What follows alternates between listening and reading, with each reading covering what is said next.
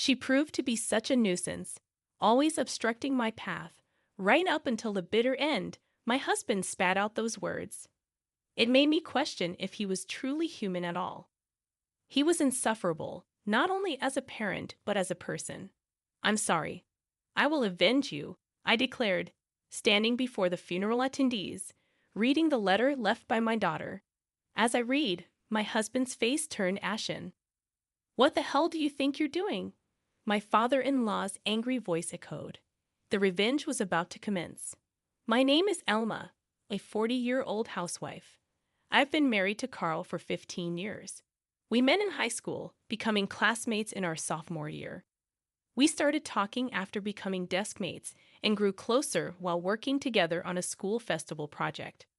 After the festival ended, he confessed, and we started dating. We continued dating through college. Carl moved out on his own, so I often visited his apartment.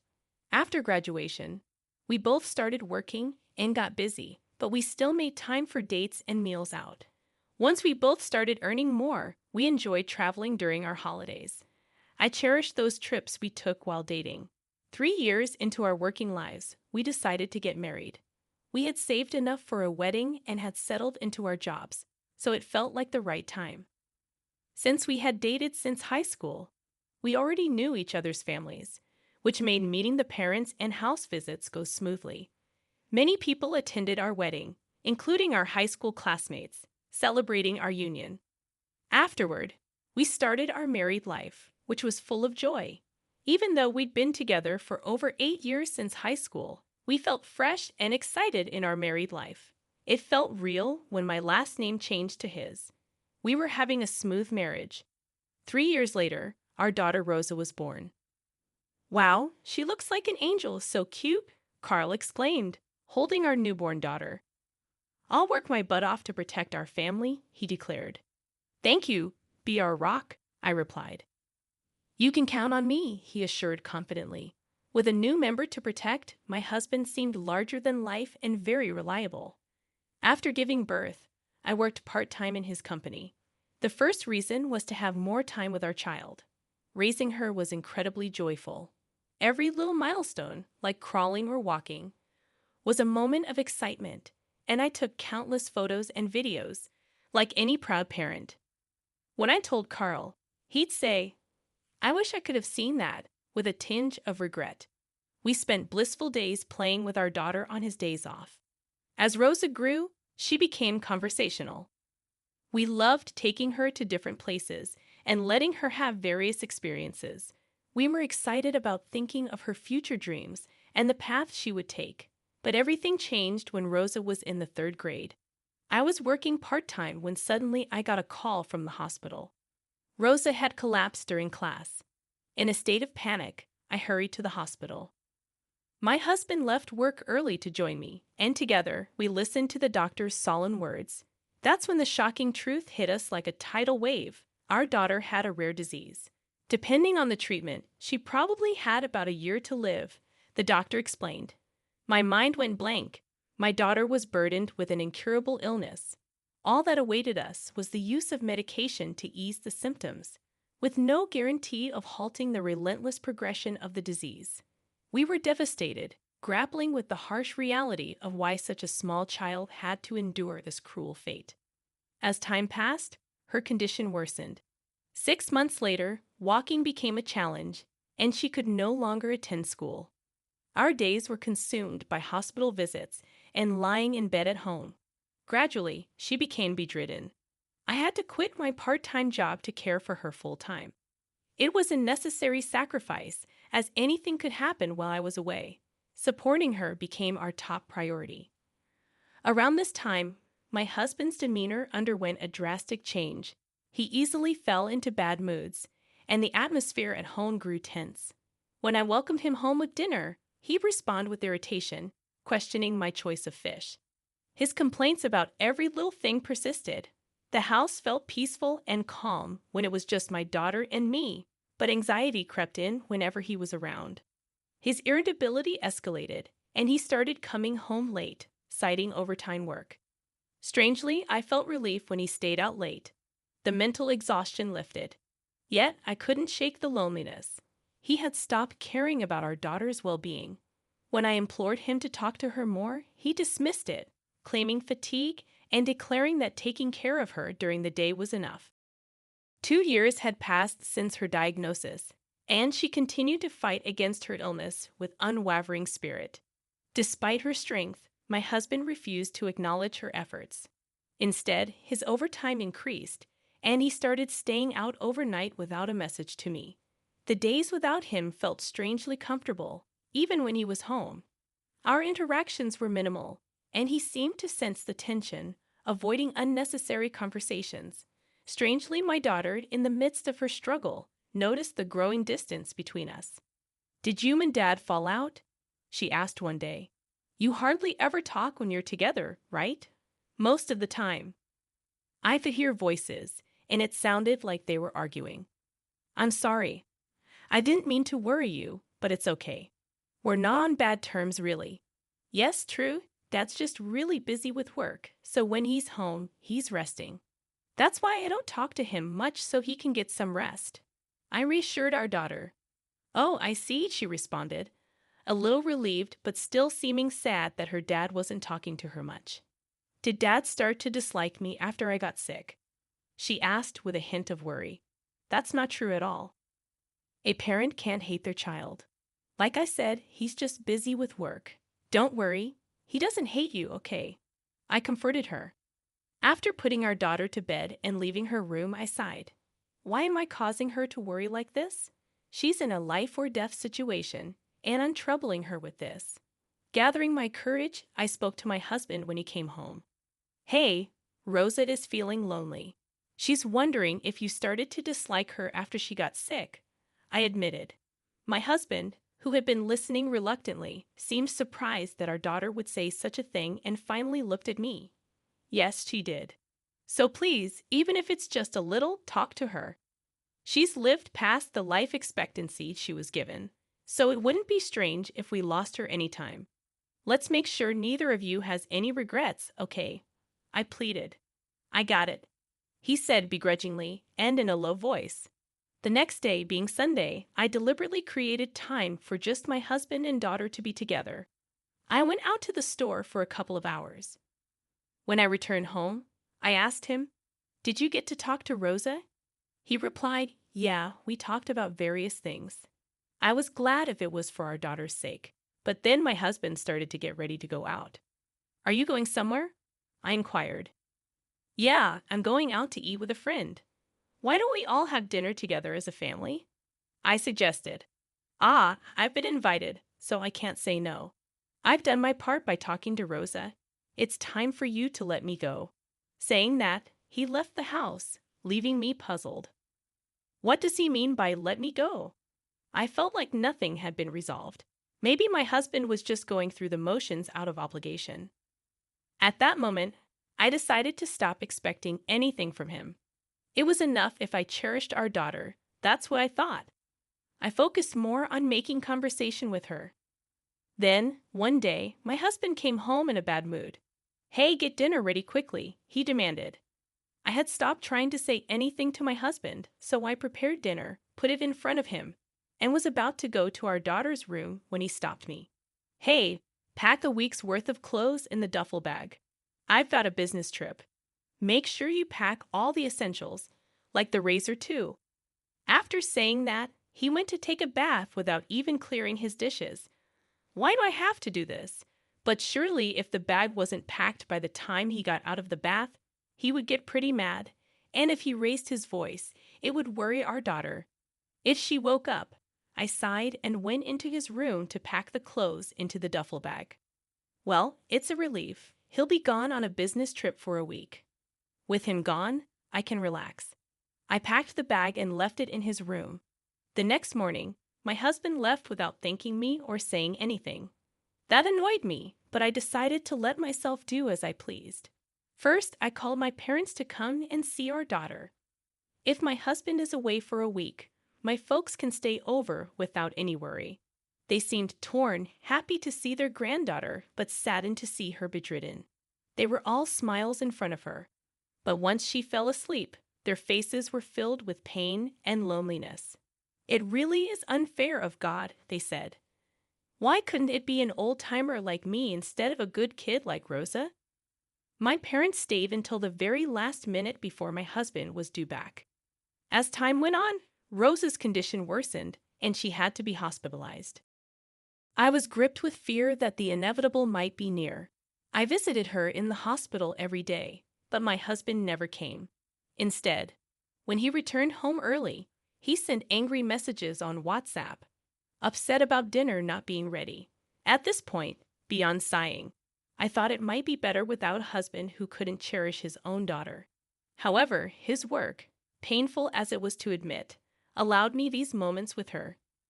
Not only my parents but also my in-laws came to visit her often at the hospital. Rosa always seemed happy when someone came to see her. We even celebrated her 12th birthday in the hospital room, where the nurses prepared a cake, and we all celebrated together.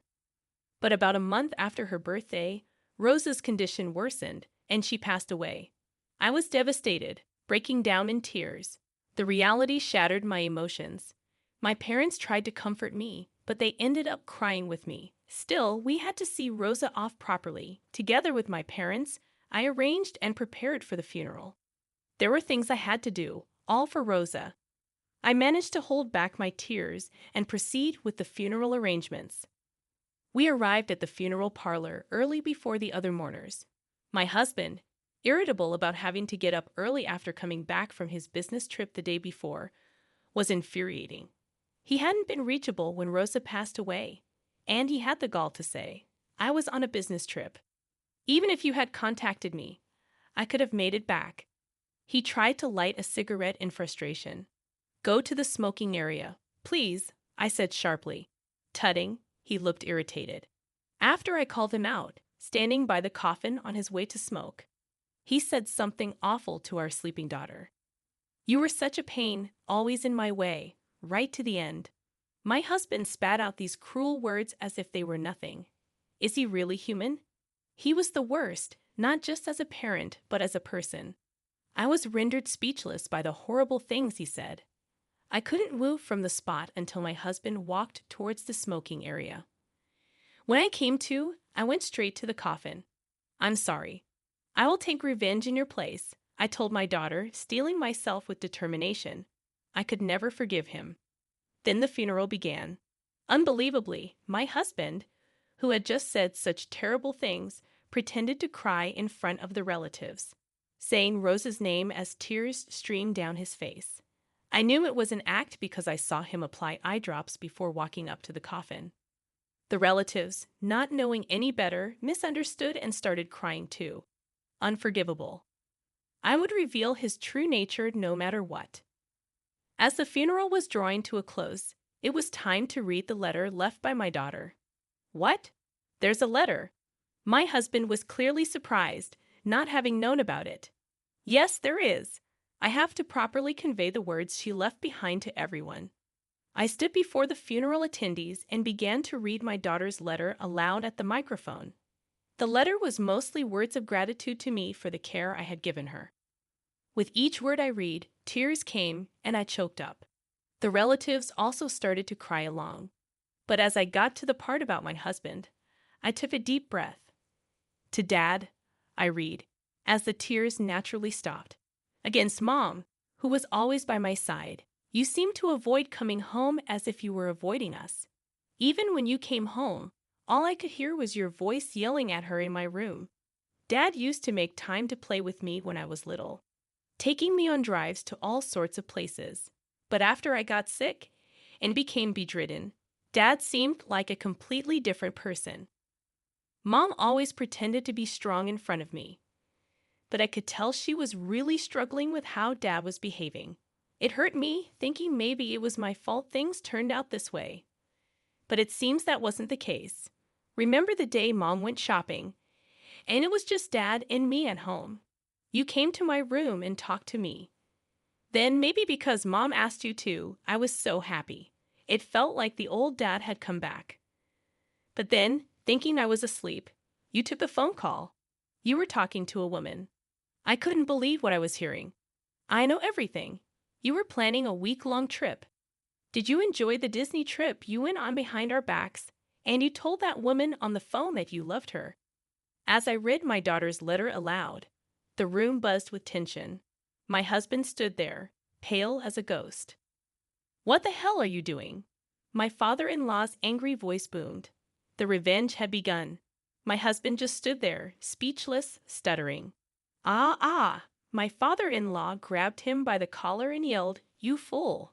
before striking him across the face. My husband, staggering, denied the affair, saying, "It's not what it looks like. There must be some mistake." What's the mistake? Rosa would never lie, but I haven't had an affair.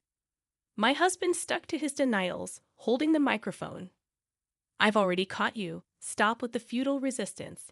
Yes, I had seen my daughter's letter beforehand and hired a private investigator. I had gathered plenty of evidence of my husband's affair. I showed the photo on my smartphone to everyone at the funeral. All the relatives attending glared at my husband. How could you go on an affair trip when your own child's life was hanging by a thread? You're finished as a human being. I didn't raise you to be such a terrible adult. Mom, Dad, you're no son of ours anymore. We disown you. My husband just collapsed on the spot, trying to escape the pain. I didn't want to face the reality that my daughter had become like that. What are you even saying? That's no excuse for having an affair. And if that were true, you would have spent more time with Rosa. Don't lie now when we've come so far.